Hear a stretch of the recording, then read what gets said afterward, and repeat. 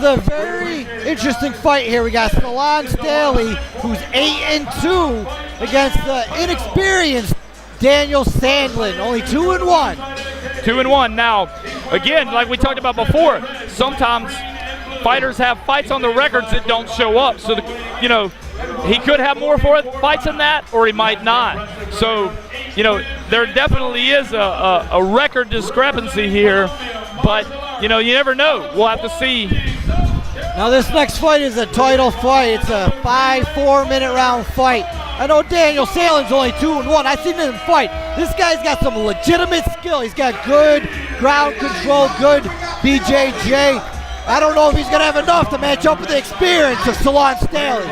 Honestly, this could go either way, because even though he shows less experience on his record, like you said, the fights that he has are legitimate fights, and he's shown some real skill. Absolutely.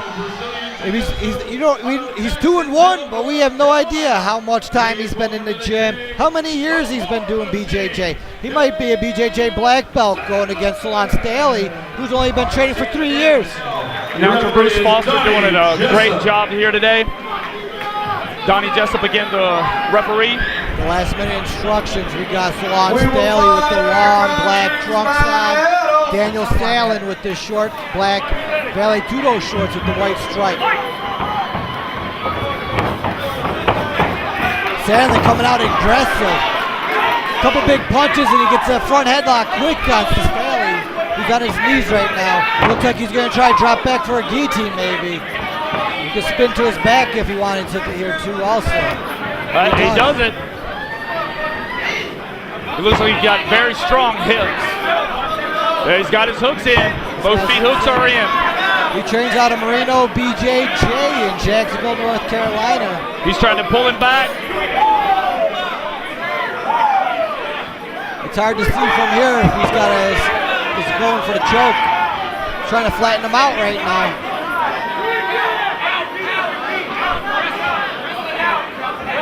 He needs to soften him up with some punches. Staley stands back up. He's got one hook in. Kind of figure forward. In this position, who's putting out the higher output right here? You've got Staley who's having to hold Sandlin on his back, but Sandlin's only got one hook. So, he's having to really, tighten his legs to hold that position. We got Sandlin now soften him up a little bit. Staley trying to use the cage to prevent Sandlin from taking his back. And he turns in and he does just that. Sandlin's got Staley pressed up into the cage in an under-over position right now. Staley's trying to get that right underhook in there. He lands a knee while he's looking for that. Controlling the wrist now. Using his head to get head control. Staley with another knee to the midsection. Another one. Sandlin's really working to get a hold of those legs, get tight in on the hips. Sandlin is obviously wanting this fight on the ground, especially with Staley coming off a first round knockout win against Adam Ronsick. That was in 9 seconds. Sandlin looking for that single leg right now. Staley's got the underhook, trying to keep him up. Staley's doing a good job of pulling him up his body so he can't get down low on his hips. Staley's a vet. You can tell, looking in his eyes. He looks real calm. He knows exactly what to do here. Yeah, he's very relaxed, not breathing too heavy, only using the strength that he needs to use so that way he doesn't gas himself out for later in the fight. Sandlin landing a left hand with Staley pressed up his cage. Well, it looks like Staley's trying to get a nice little Uchimata there. Pizza's back in the corner. Find the wolf. Pepperoni and cheese. With Sandlin having pressed up against the cage, this looks good for the judges. Staley needs to get him off the cage so he can work his hands a little bit. Because at the end of the round, this round's going to go to Sandlin for having cage control. Yeah, definitely. You say this was 5 4-minute Definitely from the rounds? judge's point of view, Sandlin has the control. There's not a lot of damage, but there's definitely ring control, which is one of the criteria for judging. Staley got the underhook on the right-hand side. He needs a turn. He needs an upswim. Gets the hands back up against the cage. He does it. He's listening to you there, Kevin. Now Staley looking for the takedown. We got 10 seconds left in this round. This is definitely turned into a wrestling match. Oh! Sandlin, nice big solid right hand.